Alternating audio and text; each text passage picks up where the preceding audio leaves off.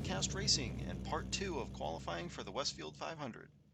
Last time we saw Harper Hamilton in the Drift King beat the track record, a couple DNFs by some super fast cars, and entries from a number of drivers across the United States.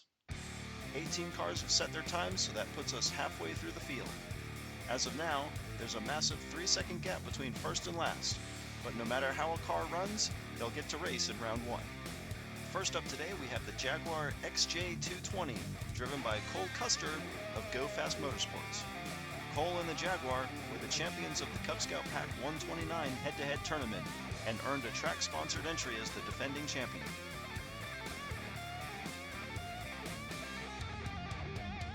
His first lap is a 6.84, and that'll be good enough to put him in second.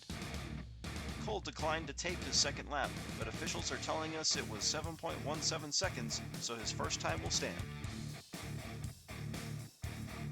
The orange Dodge Dakota is another entry by Nathan Desaulniers, and only our second truck in the tournament. Nathan currently holds 3rd and 9th with his Mustang and Corvette entries.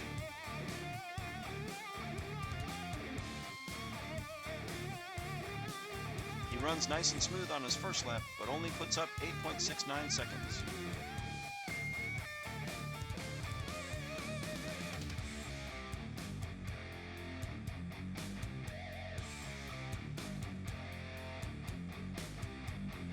The triangle entry claims another victim, and Nathan will have to settle for 19th.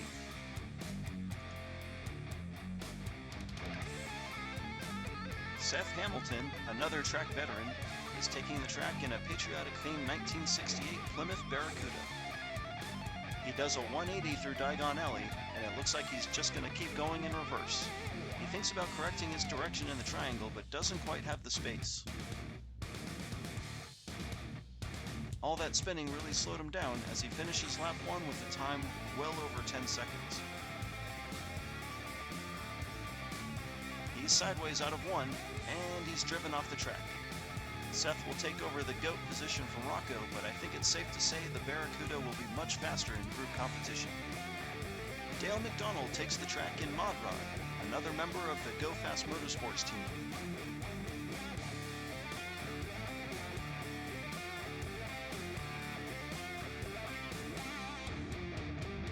He runs a nice clean lap and comes in with 7.55 seconds. That'll put him just outside the top 10.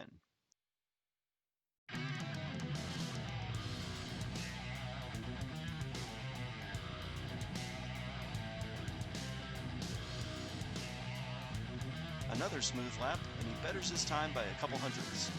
Dale tucks into 9th, just ahead of Nathan's Corvette. Next up is Kit Kayem in Golden Ticket, a 1970 Chevelle SS.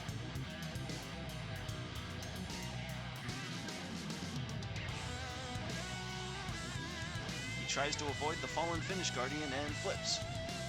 Assuming he's okay, I doubt he'll mind as he rocks a 6.81 second lap and takes over second place.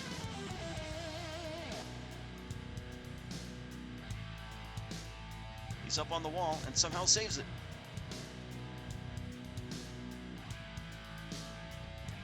That may have been the save of the day, but he lost so much speed, his second lap is nearly over 9 seconds. I look forward to seeing him run in round 1. Nathan's back, this time in an Escort Rally.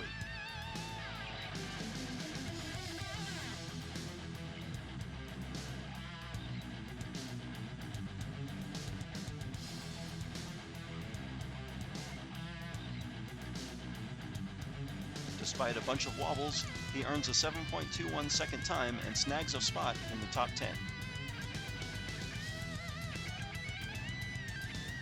He rides the wall going into the triangle.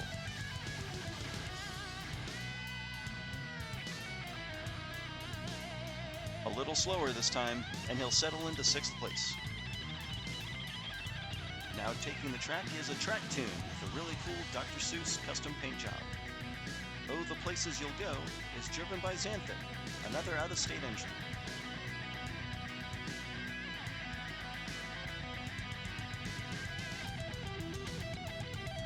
A well-run first lap earns her a sub-7 second time.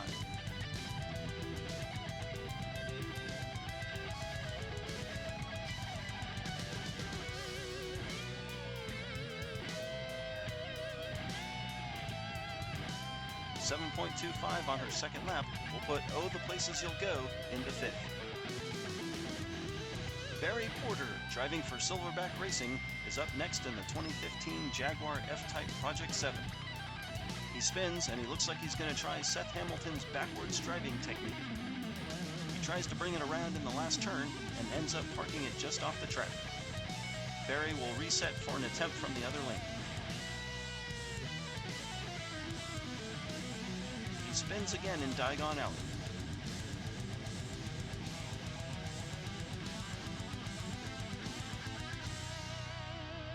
This time he makes it and finishes with a disappointing 8.03 seconds, only good enough for 21st. Rocco is back on the track in the Yoshi B-Dasher.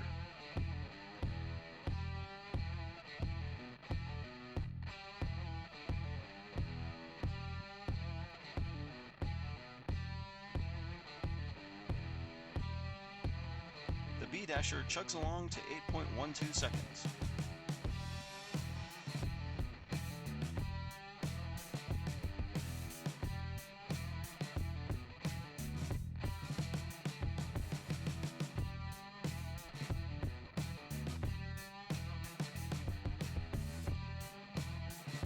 No better on the second lap, and the B-Dasher moves into 23rd. Kim Desaulniers, the Corvette queen and champion of a Facebook Live tournament we ran on a previous version of this track, takes position in her 2019 Corvette ZR1 convertible. She also spins in Diagon Alley, and that really slows her down.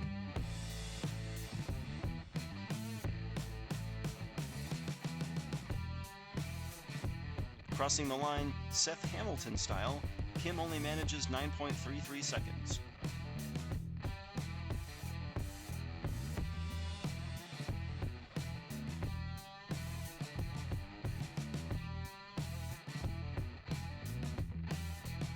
Inexplicably, she gets sideways on the last straight, and that'll be a DNF for the Indiana Diecast Racing teammate.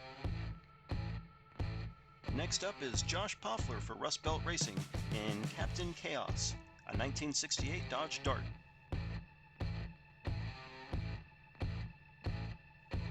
He wrecks in turn 2, and that attempt ends quickly.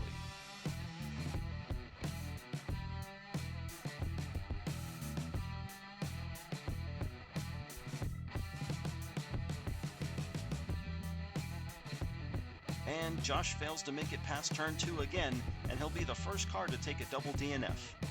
While he'll still race in round 1, that will put him all the way at the bottom of the standings. Big Slim for Silverback Racing takes the track in a Cadillac El Mirage. He gets sideways in Diagon Alley. Drivers seem to be having a tough time keeping a straight line on that second straightaway. 7.76 seconds for lap 1 puts him in 17th.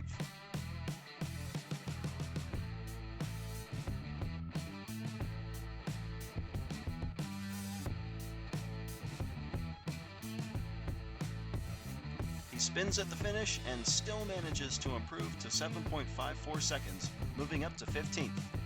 I think without that spin, he would have been closer to 7 flat and a top 10 finish. Josh Paufler is back in his third entry, a 1968 Corvette, dubbed Gold Snow.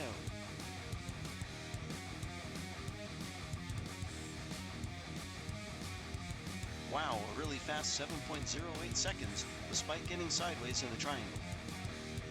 Josh gets vertical in turn 2 and somehow gets stuck completely perpendicular to the track. I don't think I could have done that if I tried. Josh's time puts Gold Snow in 6th place overall. Daniel Johnson from Silverback Racing is back on the track, this time in a 2009 Ford Focus RS. Last time, Daniel drove the Donatello RR Roadster to a time that still has him sitting in 9th place. Wow, he hits a full 360 and recovers. 8.22 for lap 1.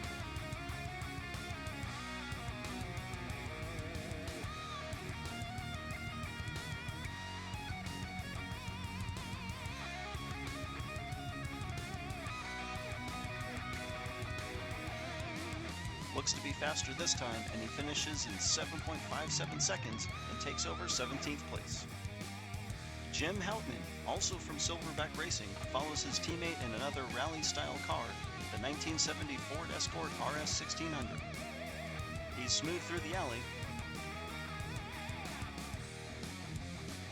He's up on the wall, and he manages to dislodge himself, but that's going to ruin any chance of a good time. 9.44 seconds for lap 1. He decides to start with 2 wheels up on the wall. We'll have to see if that strategy pays off.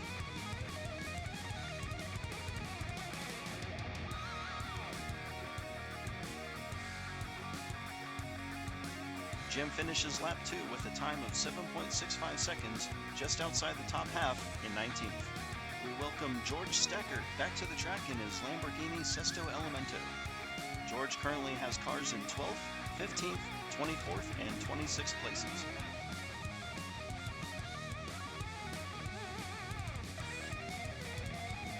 His Lambo is fast and clocks in with a 7.3 second time on lap 1.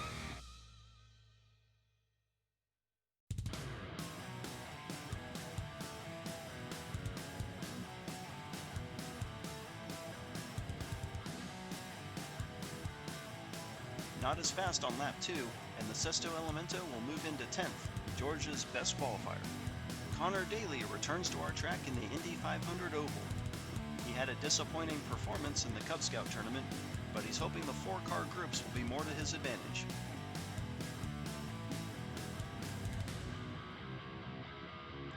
He snags a quick 7.28 seconds, which tentatively puts him in 10th.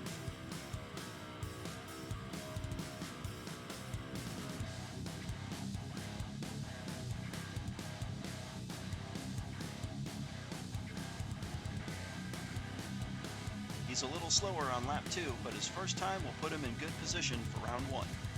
To wrap up qualifying, we have Jim D from Indiana Diecast Racing in the AMC Javelin AMX. The Javelin is also a patriotic-themed car and has never run on this track. The Javelin wrecks in the infamous entry to the triangle and slides way down the track.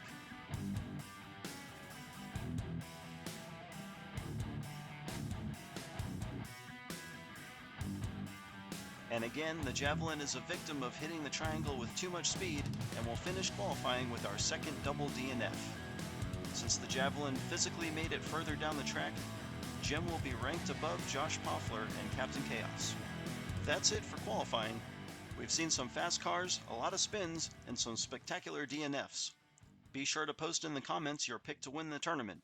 Correct picks may be offered the chance to race in future tournaments.